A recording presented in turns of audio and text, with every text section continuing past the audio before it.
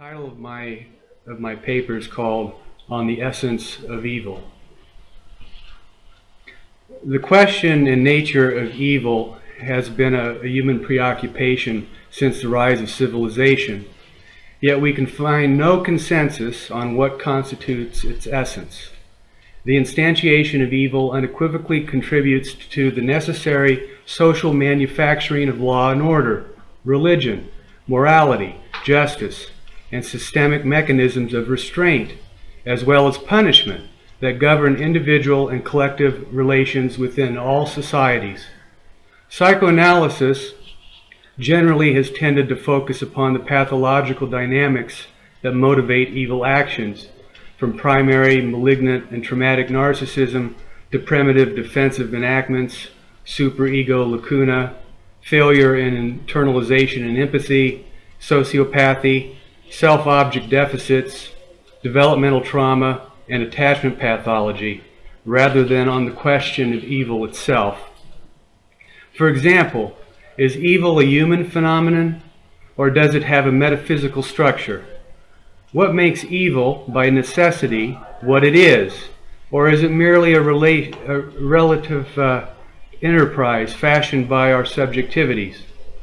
Any determination of evil stands in relation to the meaning of value and the value of meaning.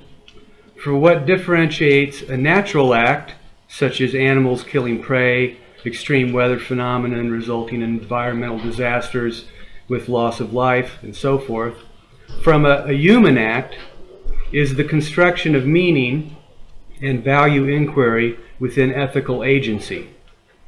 Furthermore, are actions in themselves sufficient to determine the essence of evil, or does psychological intent become a necessary ingredient? What if such intent was unconsciously harbored, yet unacknowledged by the conscious subject, let alone enacted, the evil within?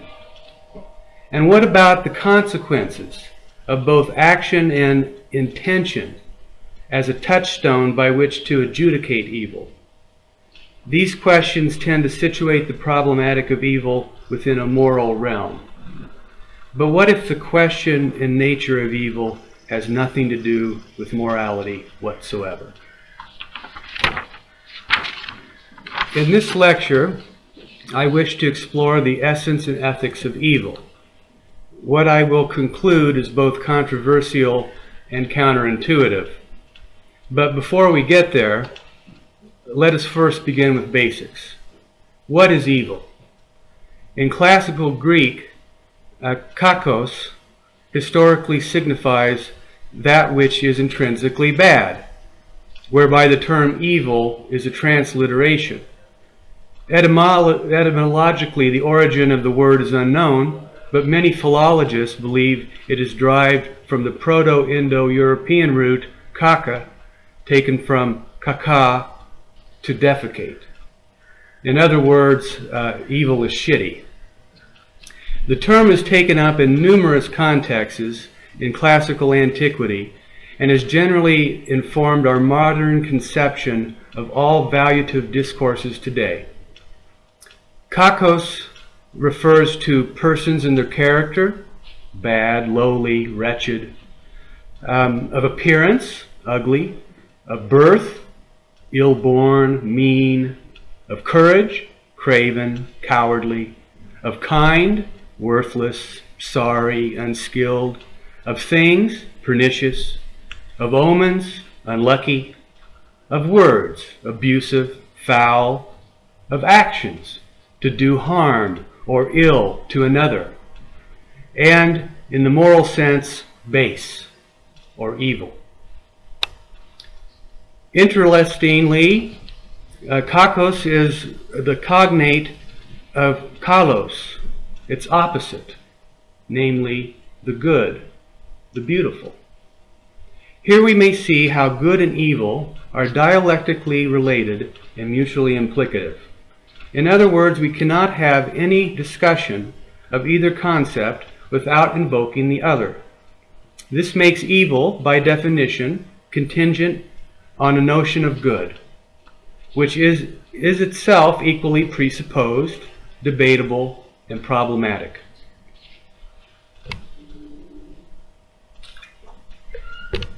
There is a natural simplicity to splitting based upon a perfunctory economy. This is an elementary aspect to human functioning and observed endlessly as a normative process, whether in society or in the clinic. This natural, hence normal, inborn, instinctual, or organic tendency to think in terms of binaries, like same, different, good, bad, is a rudimentary mechanism of thinking that is superimposed on all experience. It is only with cognitive development and the acquisition of self-consciousness, or a reflective function, often referred to today as mentalization, that the binary proclivity is breached through attempts at entertaining complexity, holism, integration of opposite perspectives, and synthetic attempts at unification or reconciliation of opposition and difference. But this synthetic function, I argue, is a developmental or ideological ideal that is never fully achieved as a hierarchical reality when it comes to certain matters, especially those involving the human emotions, including the notion of right and wrong.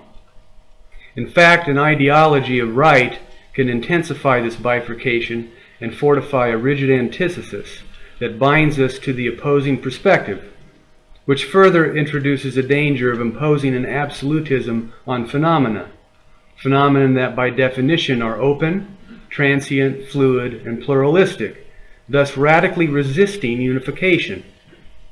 Here there is no transvaluation of values, no Aufhebung, no discernible space beyond good and evil. Rather, we have an impasse, a gap, a lacuna, or a parallax, where there is no synthesis among the two polarities. We cannot make each opposition, the fork between good and evil, a unified position based on fanciful logic alone. It defies all social realities.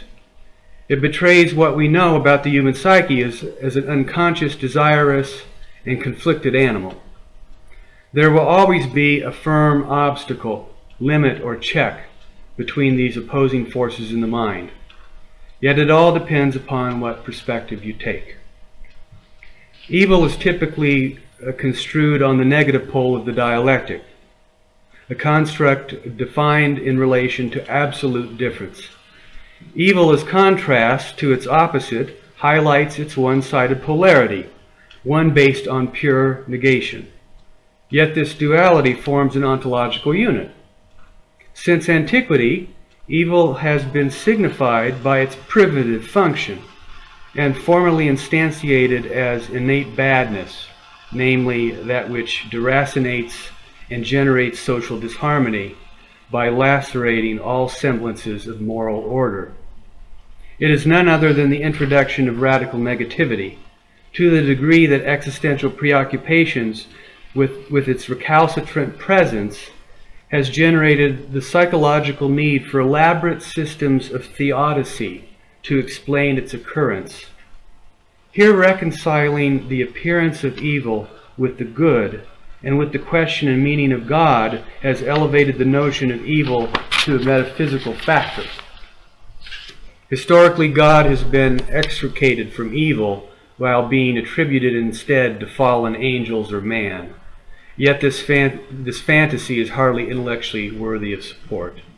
In today's secular world, the reification of evil to a supernatural hypostatization, i.e. the devil, is an untenable explanation for the atrocities committed by human beings.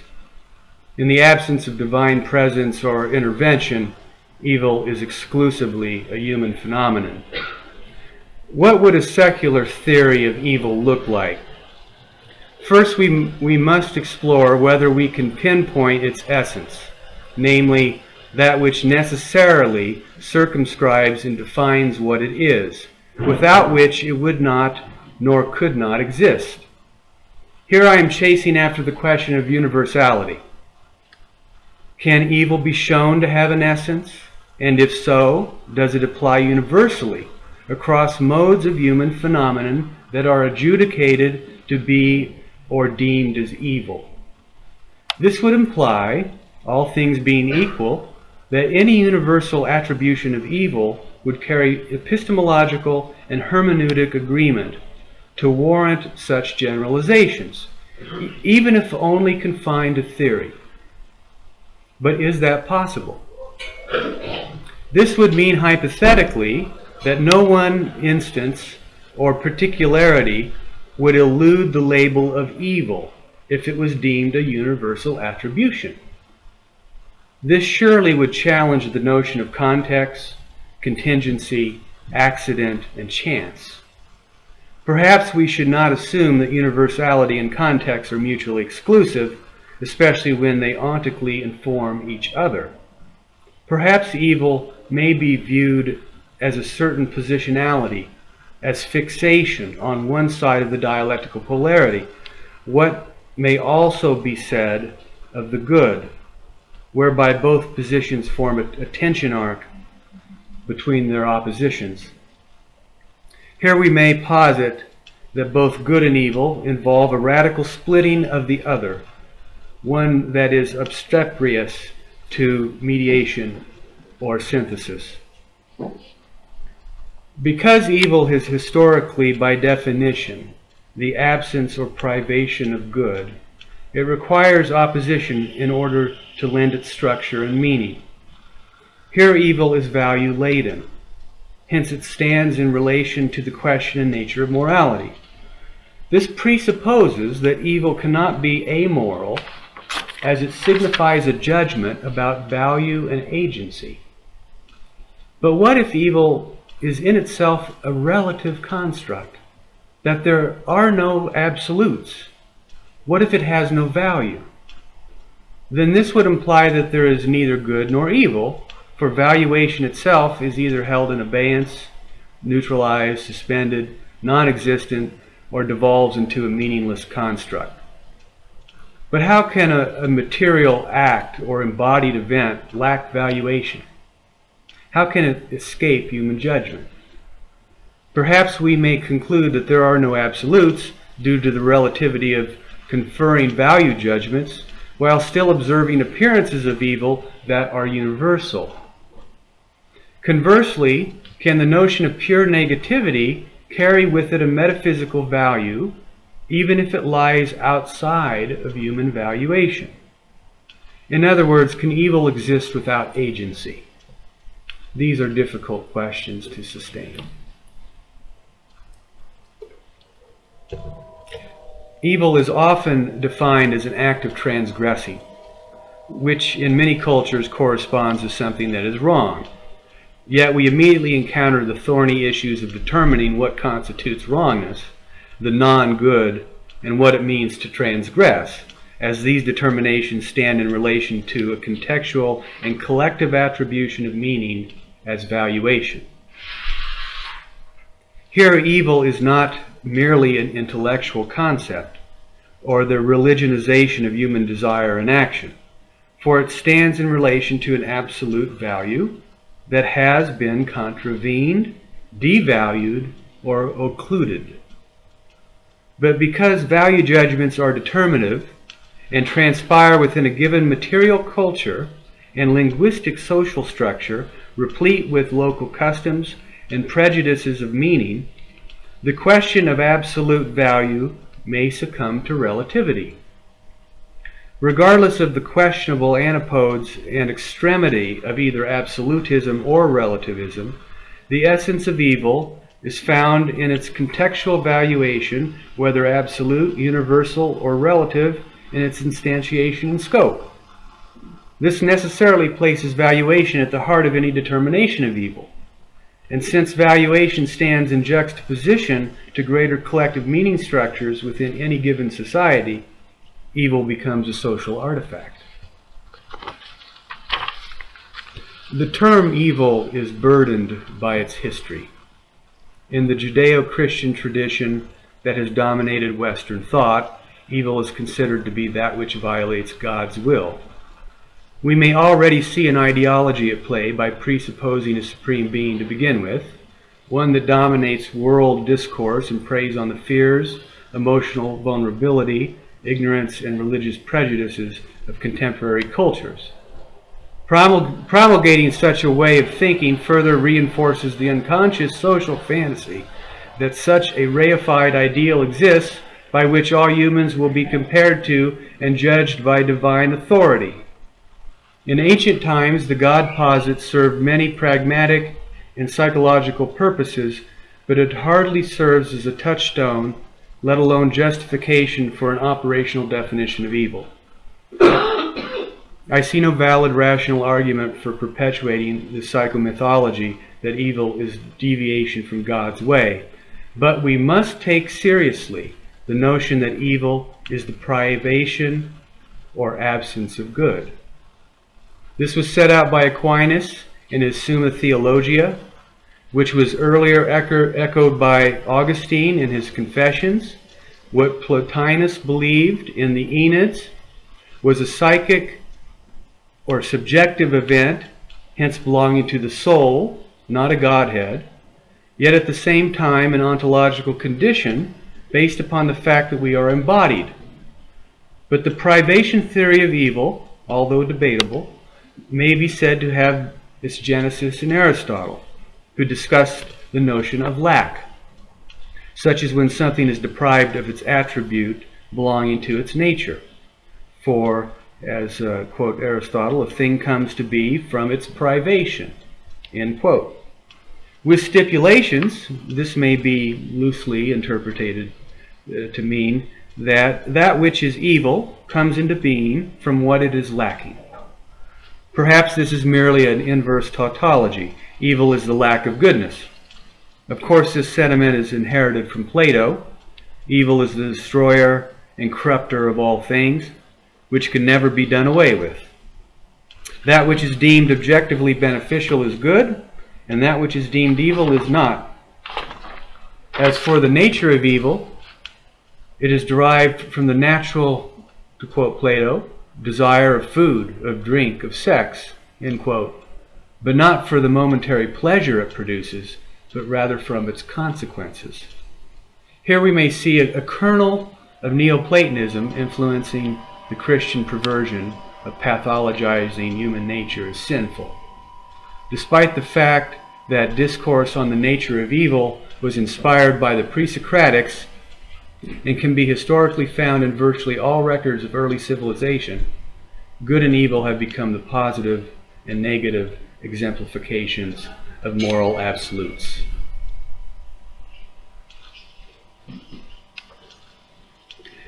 Now let us turn to the question of relativity. I have a country home on a modest fishing lake surrounded by many acres of forest and bush in the lush Canadian wilderness. My closest friend was visiting from the United States when my wife, while taking a walk with our daughter on the property, called me on her cell phone, alerting me to her discovery. There were several large fish pooling together in a shallow area of the lake near a water drain that connects to a stream. She had no clue what kind of fish they were, but she found the discovery of concern. I immediately feared they were Asian carp attempting to migrate upstream to spawn in the spring. Asian carp are an invasive species that kills practically everything in the ecosystem and have received much attention from anglers and ecologists in Ontario, hence stimulating governmental campaigns designed to combat their contamination of indigenous waters. The invasion of Asian carp have been so damaging in the United States that it is estimated that approximately 90% of the ecosystem in the Mississippi River has been decimated.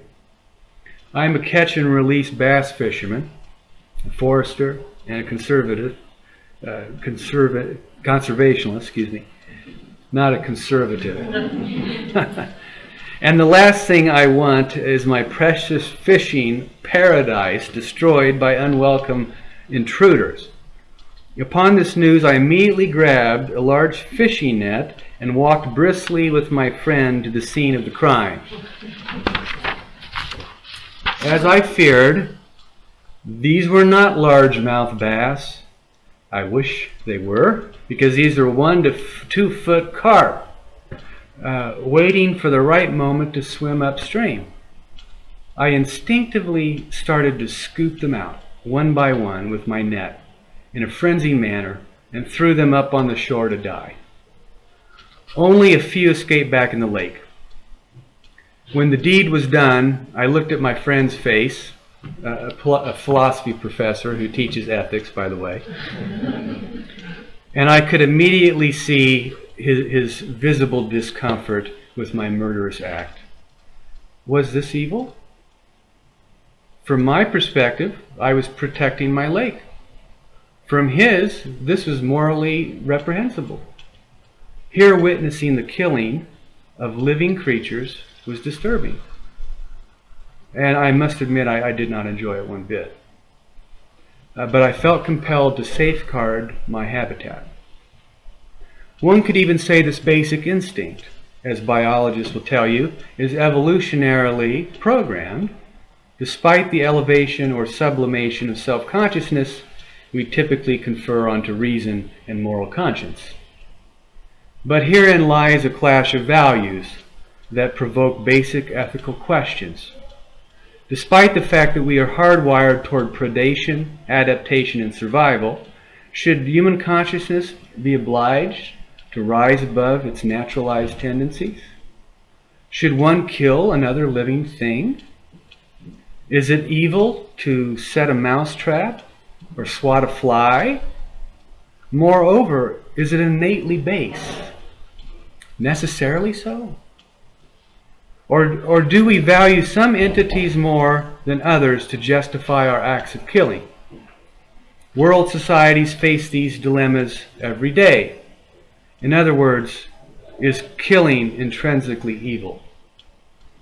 Of course, we may differentiate the act of killing from murder, as the world masses must eat and have no malicious intent when harvesting grain, plants, and vegetables, or slaughtering animals to put food on the table in order to be healthy and thrive. The cold brute fact of nature is that we must necessarily kill in order to live. Despite the well-intentioned, ethically conscientious objector who demands that we as humanity transcend our primitive natures as desirous, self-enhancing agents, most of the world pays very little attention to this moral question when a hungry stomach cries out to be fed. Here we value our own sustenance over an axiological category or lower form of life that we determine is secondary to human need. But here I had no intention of eating these fish. They were an atrocious enemy that needed to be eradicated in order to preserve what I have and value. This basic splitting in my consciousness at the time may be compared to a simple economy that justifies hurting others, including murder and warfare, based on the notion of relativized experiential value.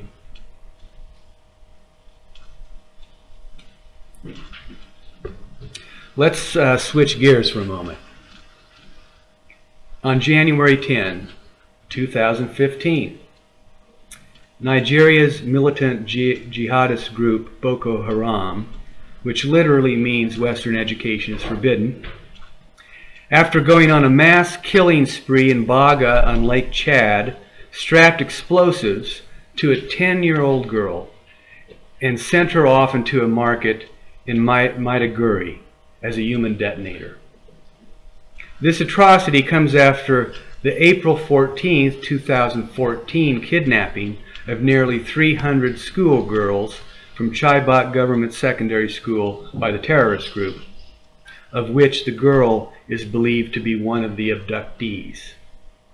Although reported accounts vary, as many as 276 are still missing, all of which are believed to be used as sex objects and domestic servants.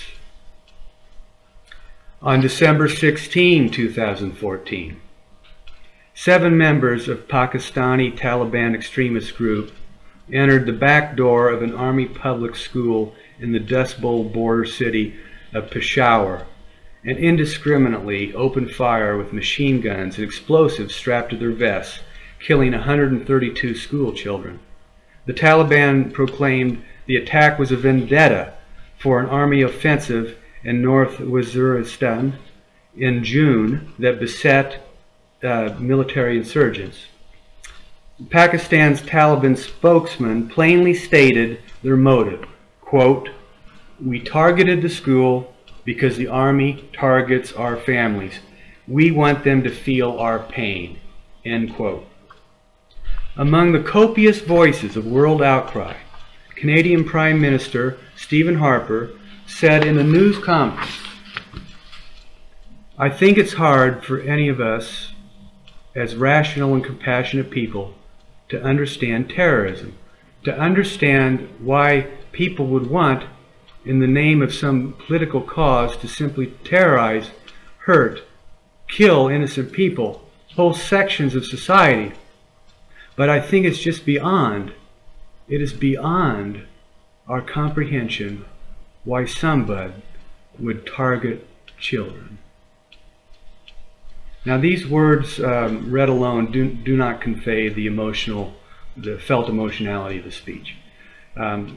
This psychological perplexity of disbelief nicely encapsulates the unfathomability of bearing witness to a universal horror. What is beyond comprehension is that innocent, helpless children would be brutally murdered by deliberate, malicious, and calculated actions of men. It is as if the response of the collective psyche were to say, how could human beings do this? Only animals prey. They're instinctual evolutionary organisms that have no reflective function or moral conscience by natural design. Humans are supposed to be different. But whether we accept the inherent animality to humanity or not, the line has been crossed. It is only on the condition that slaughtering innocent children in cold blood would be permissible in any possible world that one would even question its moral significance.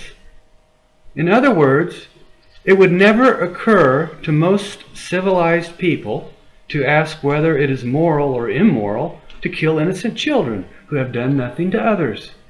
For the Kantian categorical imperative already speaks a universal language of prohibition.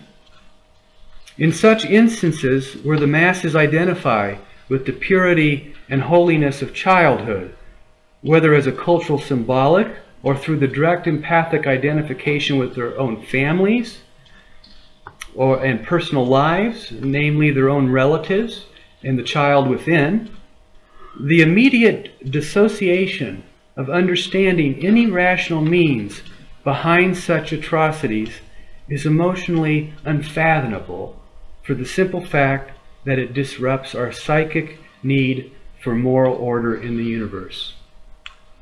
Such an imposed confrontation with the universal horror forces us to question the presupposed universality of a moral universe to begin with, for it eclipses all value as we know it. Here our rational unfathomability that is beyond comprehension is none other than our own emotive dissociation to the realization that must be disavowed of the dissociation of ethics, hence the renunciation of right perpetrated by the other. In other words, we would have to suspend or abandon a universal concept of what is right and wrong, not to mention entertain a mentalized stance that others would not share our own sense of values. Here lies the pathological breach, an incipient a priori knowledge that human nature is at base a primitive feral process that fractures all illusory notions of a civilized, just, and loving world. For it only takes one act of barbarism to remind us that evil is no illusion.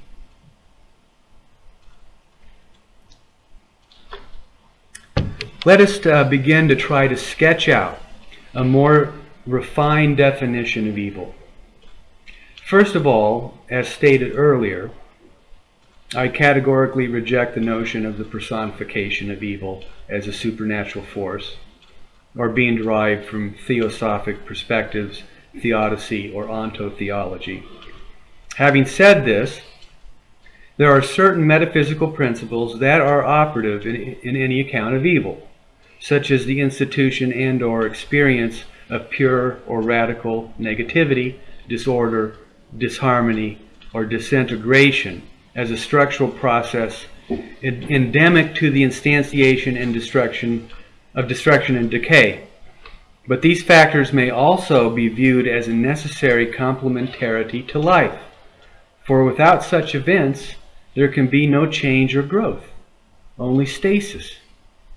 I cannot conceive of the universe without process. Therefore, without privation, variation, difference, conflict, and negation, there would be no motion, evolution, or creativity. Hence, negativity in itself cannot be condemned as evil, and in fact may be deemed a metaphysical good, because it leads to variation, heterogeneity, and plurality. But this discourse on metaphysical evil hardly satisfies our quest for the answer to essence.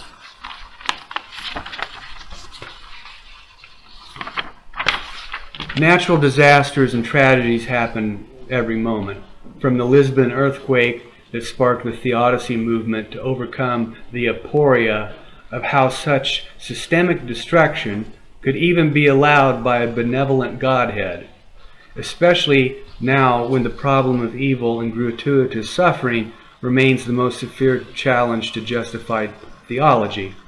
To the banality of death, from the butcher's block to political warfare and military science. But we do not impart a malevolent intent to the impersonal hands of cosmic forces. They merely happen through the blind random mutation of organic nature, as well as influenced or expedited by human intervention, as we may readily observe as global populations slowly destroy our planet through climate change, global warming, pollution, exploitation of natural resources, desertification, and the despoliation of our ecosystems. But when people burn coal to warm their homes or cook food, there is no malignant intent to cause harm, only to survive. Despite the fact that these continued practices, if allowed to go unrestrained or unchecked, may bring about the demise of our planet. To call them intrinsically evil would mean that we must abort our natural inclinations towards self-sustenance, dependent upon a social infrastructure that promulgates and provides the necessities of life. This is not to say that society should not improve upon such cultural institutions through collective education and social consciousness, but to call them inherently evil, I suggest, is misguided. After all, most people value their own immediate, concrete lives over an abstract principle or a fish in the sea, even if such suspension of reason or ethical myopia leads to slow global suicide. We must first attempt to isolate a key ingredient before formulating the answer to the question of the essence of evil. In paraphrasing Aristotle, for something to be, it must necessarily contain certain essential qualities, elements, or forms that make it what it is, without which it could not be or exist. In other words, if something does not possess certain features, it would not be fundamental to its nature. Hence, it would not be a vital aspect to its ontological structure.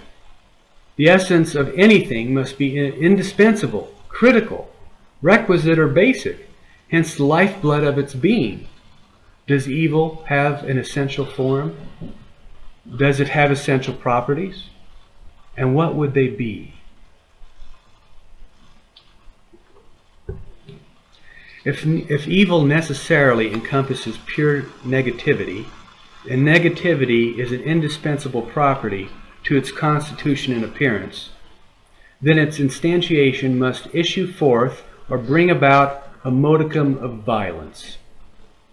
Violence may have many appearances, from the pulsating thread of passion or power to the intensity of fear, intimidation, felt aggression, hostility, brute force, abuse, ferocity, viciousness, cruelty, savagery, death, and so forth. Slavoj Žižek identifies subjective violence as the phenomena of subjective experience, which is the most salient among the masses, perpetrated by an identifiable agent or entity. By contrast, objective violence is both symbolic, that which is constituted through language and semiotic orders of understanding, as well as the myriad forms it may psychically appear. In fact, language itself is violent. It places a proverbial demand on the other, whether solicited or not, through aggressive encroachments and superimposed universals of meaning, while systemic violence is instantiated through our economic and political institutions that are operating as concretely inscribed mechanisms within our cultural infrastructures and social unconscious ideologies. Here we must differentiate the ontological structural elements of evil from their subjective phenomenological hermeneutical counterparts. A defining characteristic that differentiates subjective from objective evil is that subjective experience, or its qualitative hermeneutic equivalent, may elude a universal appraisal of its definition. This may be due to a lack of shared personal experience, linguistic meaning, social convention, consensus, or objective standards of measurement and their interpretation that separates the individual from the collective. We have already encountered this with the problem of relativity. Here, empathy may play a key ingredient in sympathizing with how another may interpret a particular personal experience as evil or not, but the form of the experience and its adjudication is nevertheless a subjective enterprise. The question becomes whether or not it is universalizable. Here is where a potential objective dimension materializes. Namely, does it resonate with other subjects and their subjectivities that can form some basis of consensus that is adopted as social convention? Whether this makes something objective is still another matter, for one can envision a community of others that hold on to propositional attitudes, false beliefs, emotional prejudices, distortions of truth and reality, and socialized delusions based on subjective fantasies peculiar to a group, mass, or culture.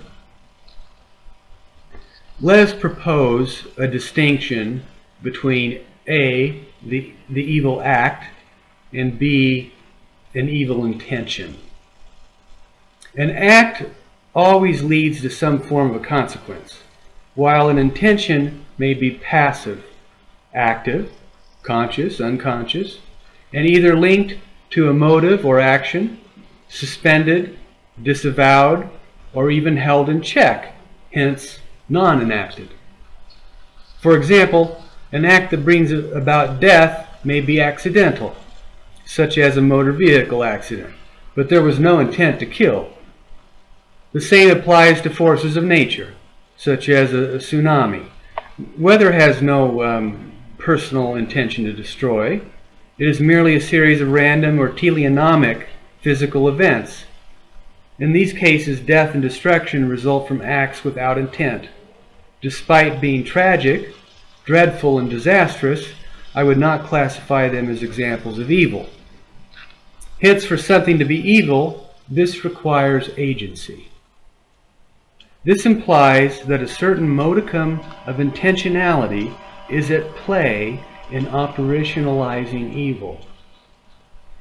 And when it comes to the human psyche, this would necessarily require consciousness even if consciousness lies on a continuum, that aims at a particular act as an intentional meant object. This means that an act that brings about a certain negative consequence we deem evil must stem from an intentional stance. Hence it is deliberate, although not necessarily deliberated, as acts may be spontaneously enacted and not particularly well thought out, albeit it would have to stem from an intention all the same, for no action is devoid of a motive or purpose driving an act, even if it's unconscious. This brings us to speculate that a certain state of mind must be operative in acts of evil, whether this be dispositional or intentional, as well as bearing a particular qualia or psychic form, such as emotion, that's attached to the intentional act. And here is where we may consider a state of mind that is ontically or dispositionally aggressive, which is the manifestation of the purely negative pole of the dialectic. Here violence becomes an ontological feature, structurally infused in the very essence of evil.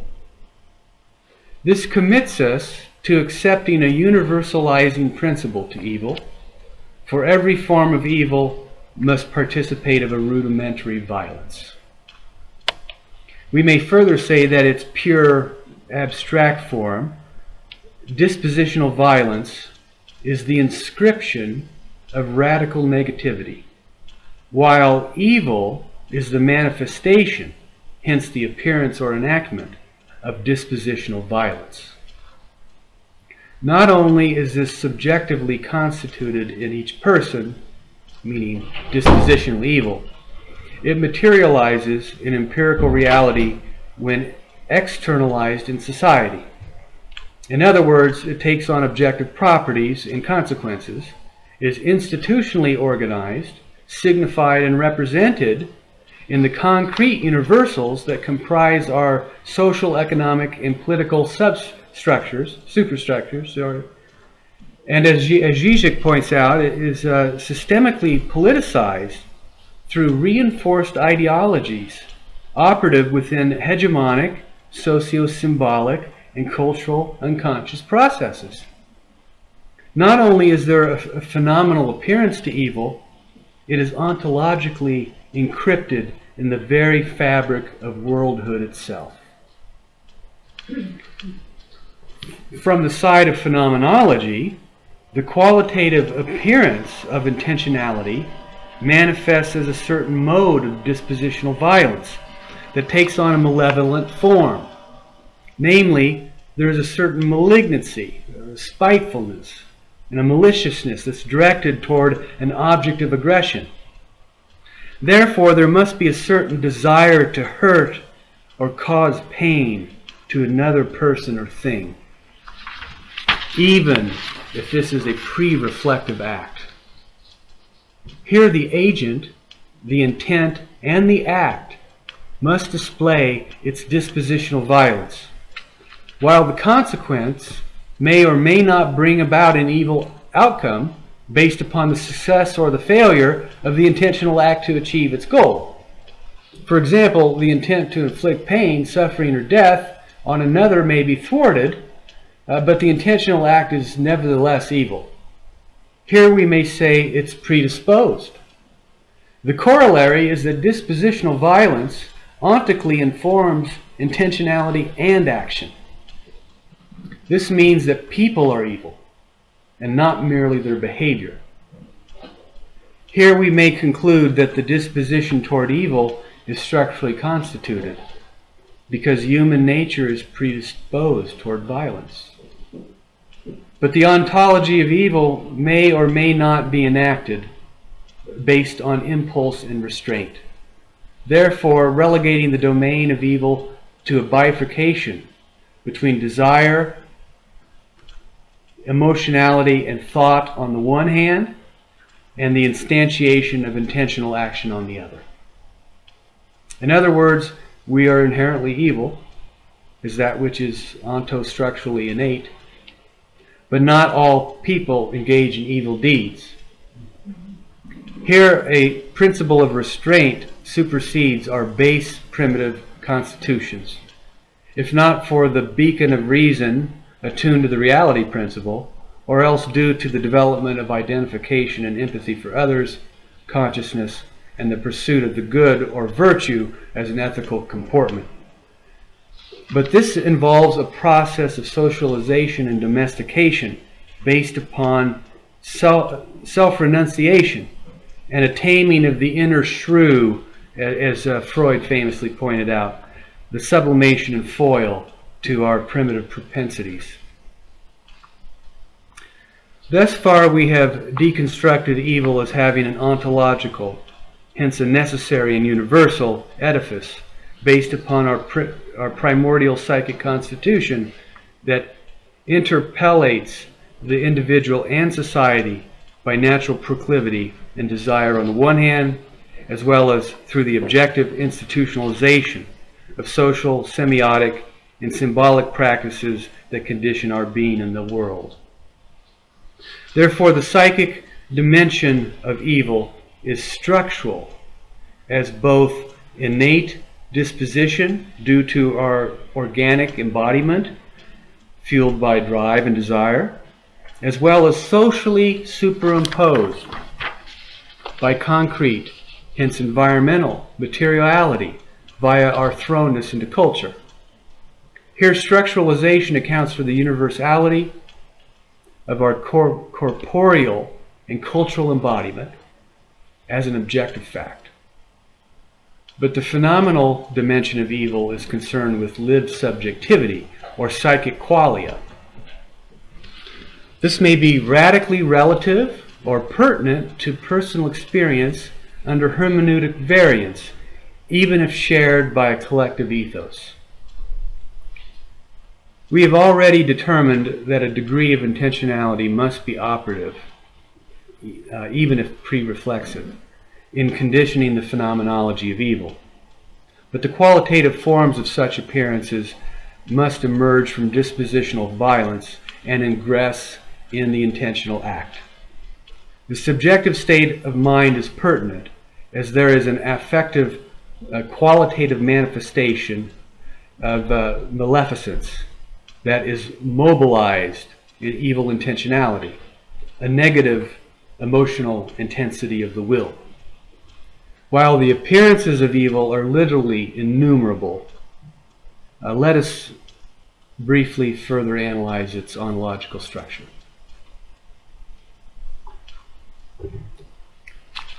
When my daughter was not quite 4 years old, my wife gave birth to our second child.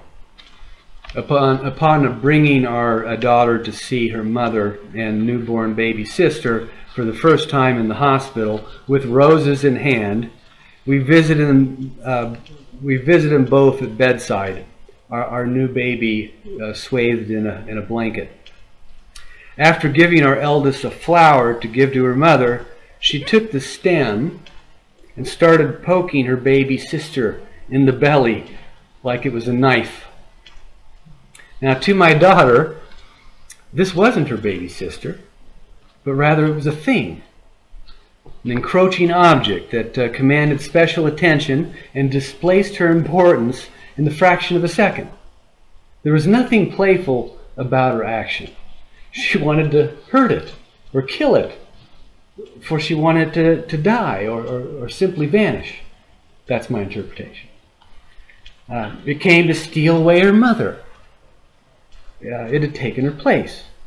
Now, we may joke about Oedipalization, sibling rivalry over parents' affections, or the feelings of abandonment and hatred for the replacement object, but there was also an air of innocence to this event, an evil normalcy, so to speak, conveyed in this automatic behavior. Everyone is intrinsically evil. It is a structural invariant of the human psyche as normativity. Why is this so?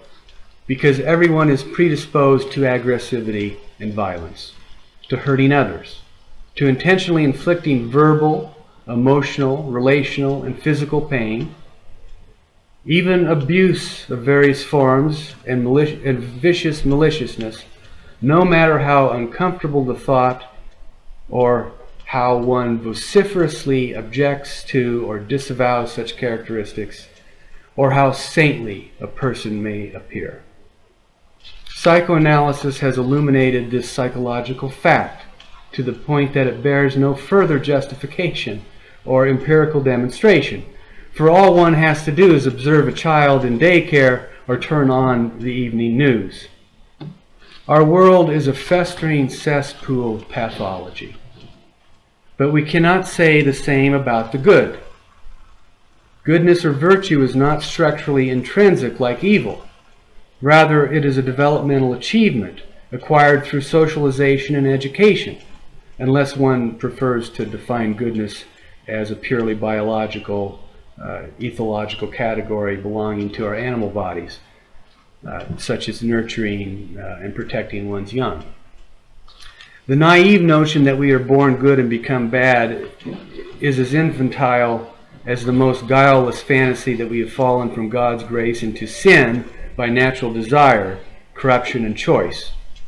Not only is this illogical, for it would mean denying our embodied natures, it also negates all empirical facts that we are libidinal and aggressive creatures by virtue of our evolutionary drives. Many psychoanalysts today do not take seriously the notion of drive theory, when it's a biological fact that human psychology is conditioned on and derived from our material embodiment. It's beyond dispute. How could anyone say they don't have a body that speaks for itself, so to speak? We're capable of anything, from killing to loving, to giving into instinct and impulse, to ethical sociability, to self-sacrifice for an ideal, to transcending our basic animality for the greater other. It seems superfluous to even have to argue for the obvious. But I shall briefly sketch out why evil is structurally inherent as part of our unconscious ontology. Roughly, the argument goes, because we, men and women, are biologically conditioned toward aggression and violence, it is a natural disposition that can either be activated or inhibited. The potentiality is inherent within everyone, which is now 7.5 billion people worldwide, and a variety of circumstances can ignite or diffuse its potential occurrence. These sociological factors do not concern us here, but suffice it to say that drives are stimulated by external factors. The inner a priori ontological preconditions, however, do not mean that all human beings will enact their evil tendencies. This is subject to many factors, including inhibition, defense, and transformation, as well as their failure, which always stand in relation to social systems, institutionalization, and intersubjective relations. But the point here is to emphasize that to be human is to always stand in relation to the evil within. In fact, our humanization requires us to confront our evilization. We would not be human without such a confrontation, for this demands that we examine our interior and social environs and analyze what is preferably good from what is innately bad. Although this conundrum is a subjective enterprise that is inscrutable and open to many estimations, it is also a social requirement that influences the parameters of institutional law and order.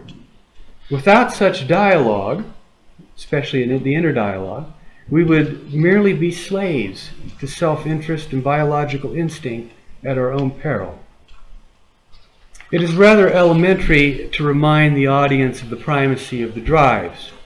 The basis of Freudian theory from its inception, allowed for the polymorphous perversity of the drives, if not for the simple fact that desire has no bounds. Desire is free-floating and can attach to any object. While desire is unbounded in itself, only a drive can appear bound, whereby its aim is to achieve some modicum of satisfaction. While drives may be temporarily sated by infusing or incorporating an object in reality or fantasy, which is completely variable and arbitrary, desire is always an incessant craving that is never satiated. Because the fantasized object of a wish is always transient and never permanent, unconscious fantasy and its potential foci are fodder for the imagination, ripe for the enactment of evil.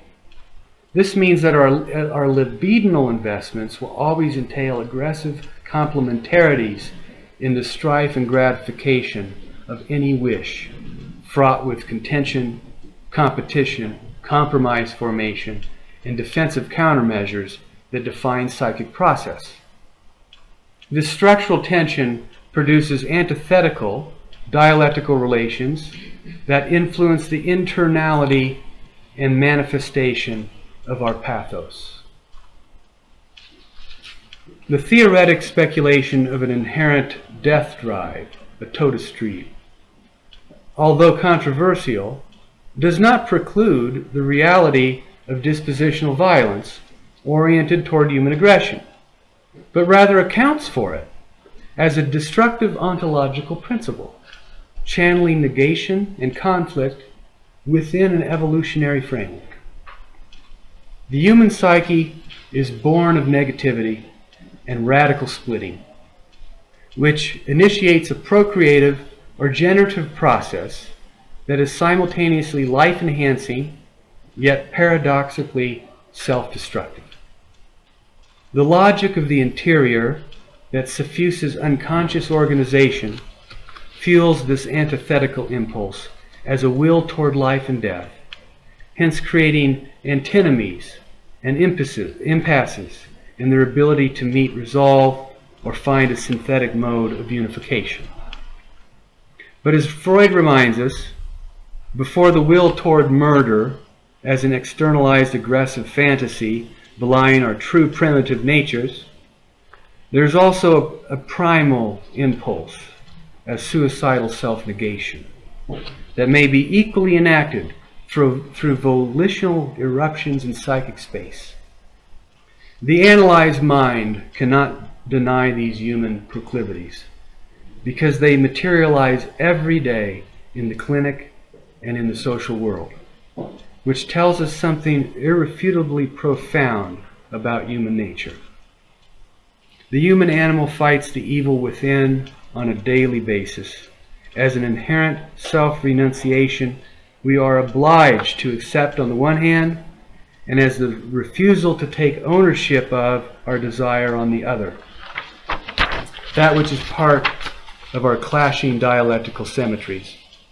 Hence the formal dynamics underlying the structural tensions bolstering our unconscious pathos.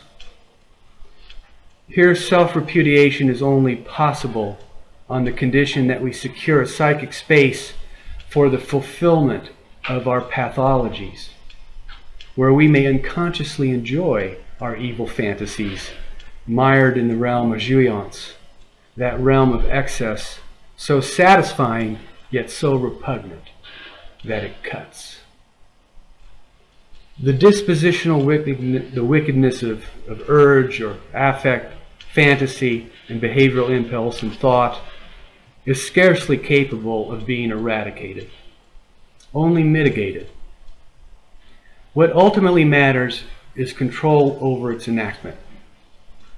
This is the functional introduction of an ethical social introject as a prohibitive law or ideal that facilitates human sublimation over brute instinct, often initiated by empathic identification with others based in human attachment.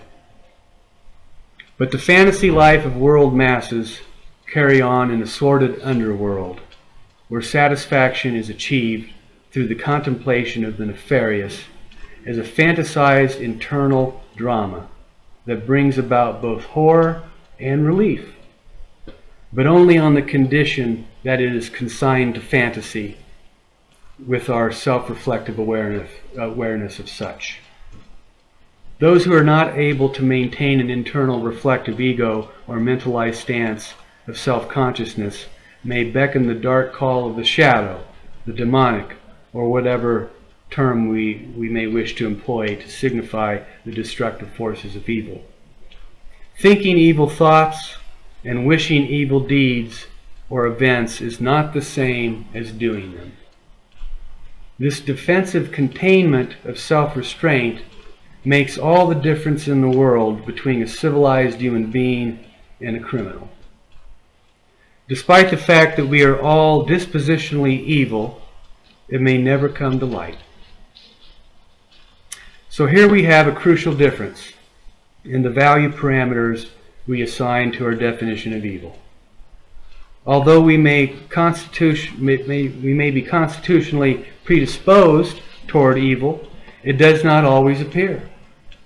That is, evil dispositions and intentions may be relegated to thought rather than actions, hence inhibited and transformed. What this means is that evil remains hidden in some, while disclosed, unconcealed, or enacted by others. This makes the qualia an empirical quantification of evil contingent upon its modes of manifestation, or how it appears. But our pithy, unsavory conclusion is hardly trite. Everyone by nature is evil. It's just a matter of degree.